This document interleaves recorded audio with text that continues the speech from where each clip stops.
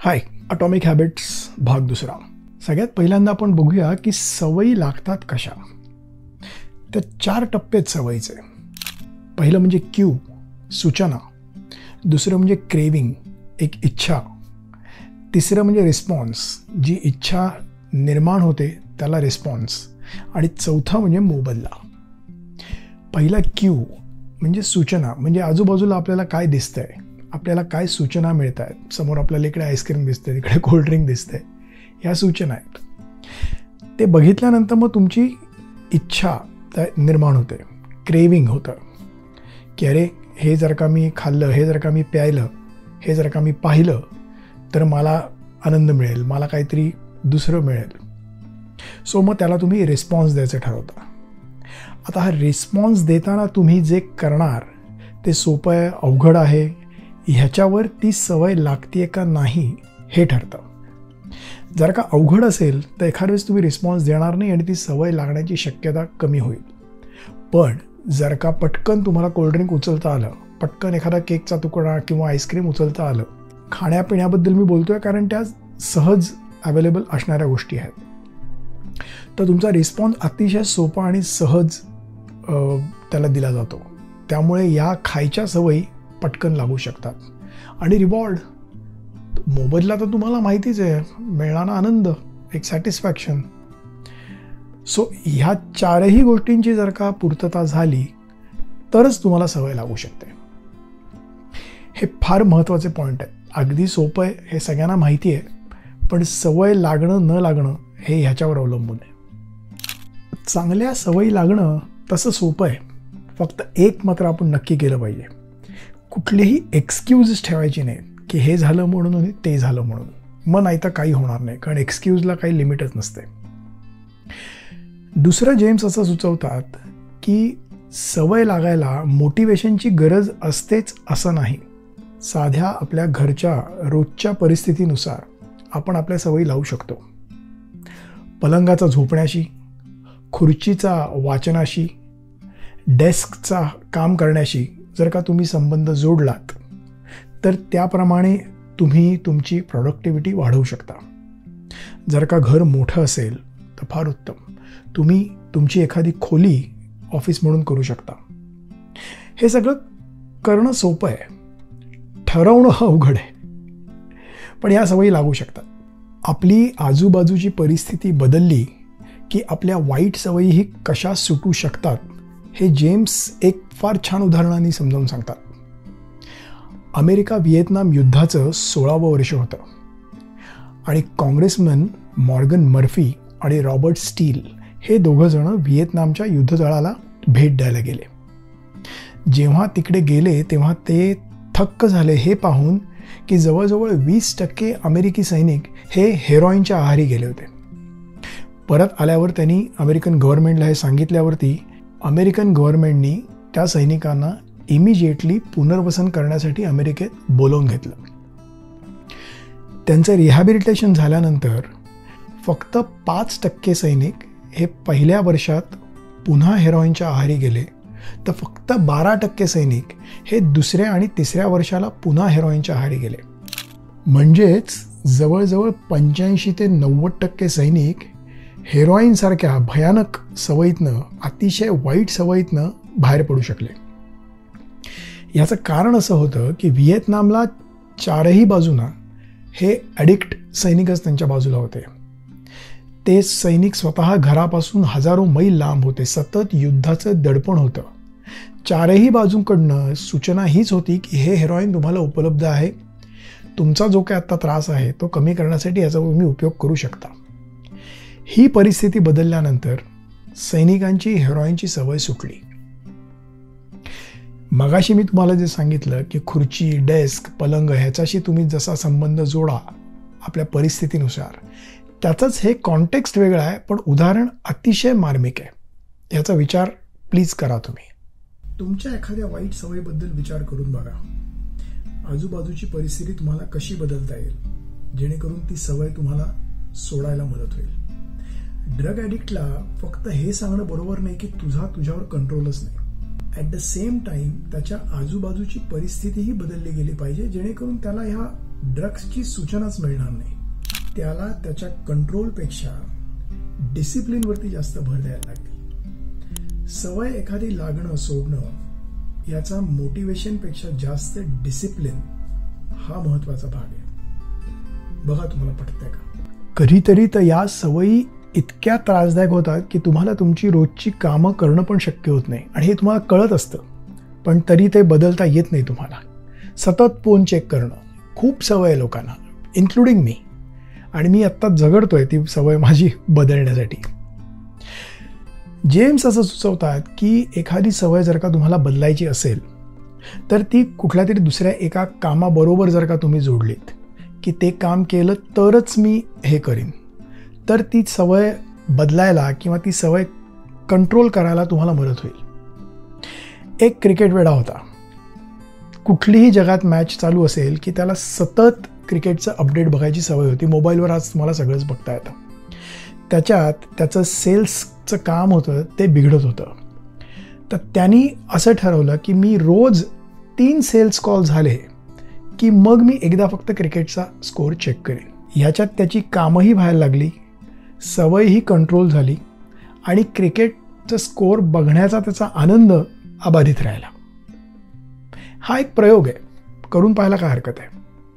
आता अशा प्रकारे जर का तुम्ही एखादी चांगली सवय स्वतःला लावून घेतलीत, आपण फिटनेसचंच उदाहरण घेऊया, तर तुम्ही त्या लोकांबरोबर मिसळायला लागा, त्यांच्यात जास्त उठबस करायला लागा. ज्याने काय होईल, ज्याने तुम्हाला अधिकाधिक माहिती मिळेल, त्याबद्दल तुम्हाला प्रोत्साहन मिळेल. तुम्ही जर का काही अचीव केलं असेल किंवा अचीव करत असाल तर त्याबद्दल तुमचं कौतुक होईल, तुमचा आदर होईल, आणि त्यांनी डेफिनेटली एनकरेजमेंट मिळते.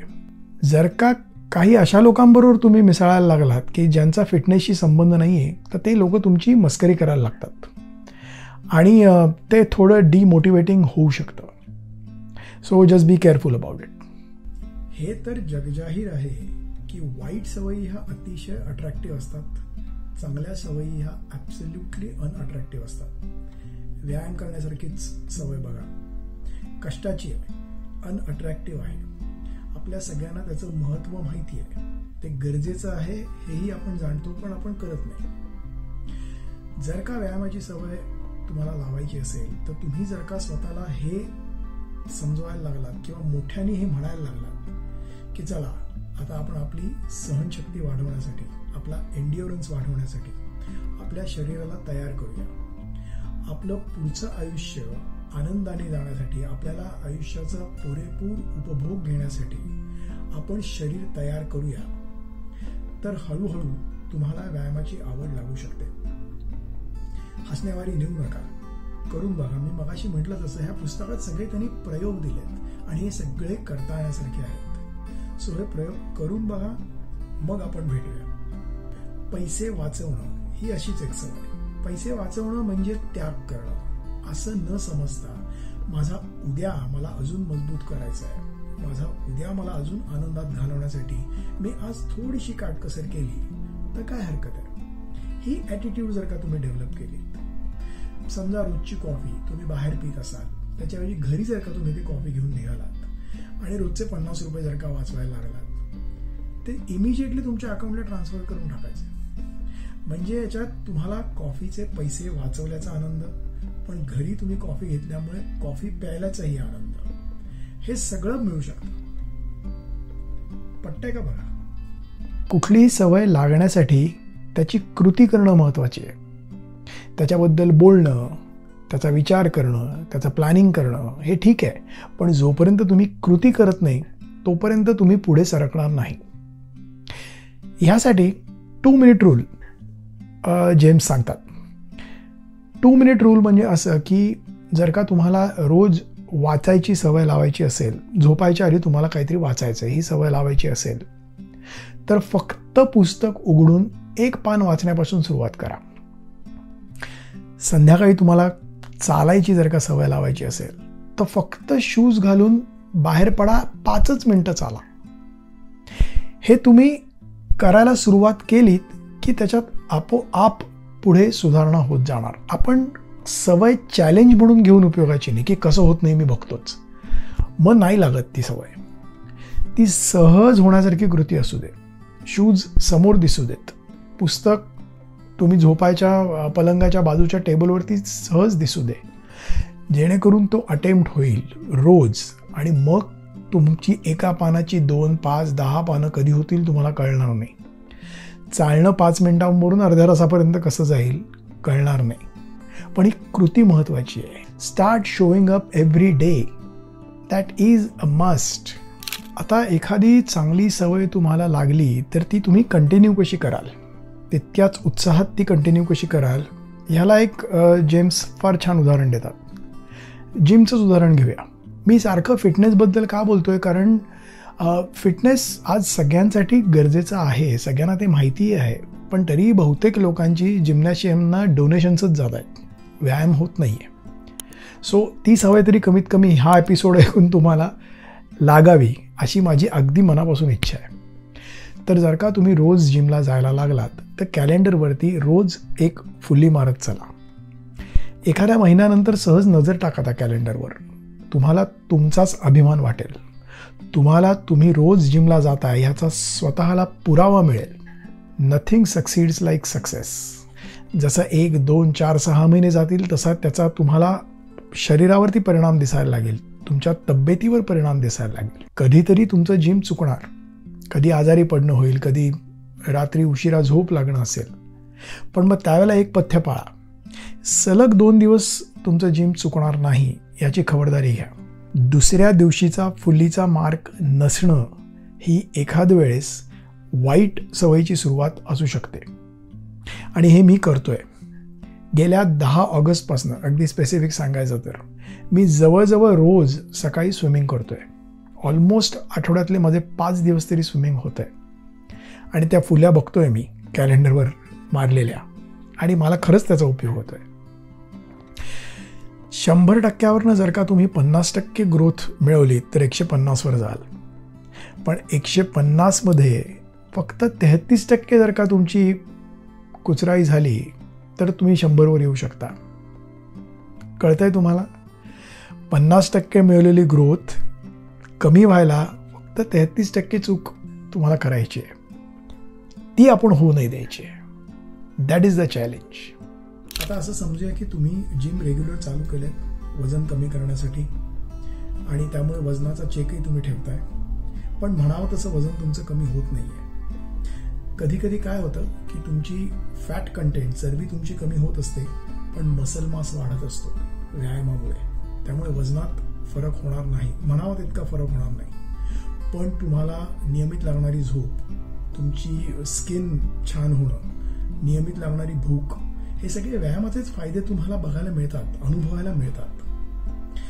प्रत्येक वेळेला एखादी गोष्ट मोजता मापता येते म्हणून तीच फक्त महत्वाची असते असं नाही, हे जेम्स क्लिअर अगदी सहज सुचवून जातात. आजच मी जेम्स क्लिअर यांचा एक इंटरव्ह्यू ऐकला, आणि त्यात त्यांनी म्हटलंय की ह्या पुस्तकात सांगितलेल्या ज्या काही सवयी आहेत त्या मेजॉरिटी सवयी ह्या त्यांनी स्वतःला लावून घेतल्या आहेत आणि त्यांचे अनुभव त्यांनी सांगितले आहेत, आणि म्हणून ते जास्त अपील होतात. सो मी पहिल्या भागात सांगितलं होतं त्याप्रमाणे परत सांगतो की हे सहज करता येण्यासारखं आहेत. तुमचं आयुष्य आमूलाग्र बदलू शकणाऱ्या या सवयी आहेत.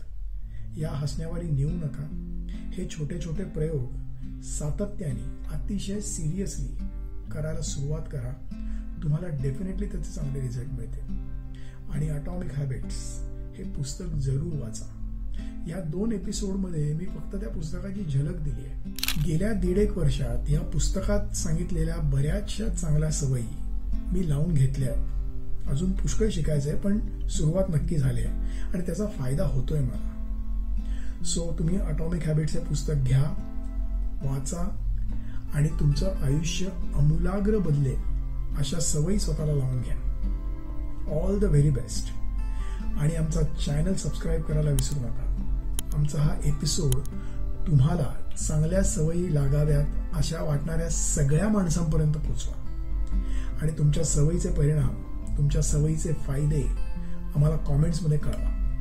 मी वाचायला अतिशय उत्सुक आहे. Thank you so much.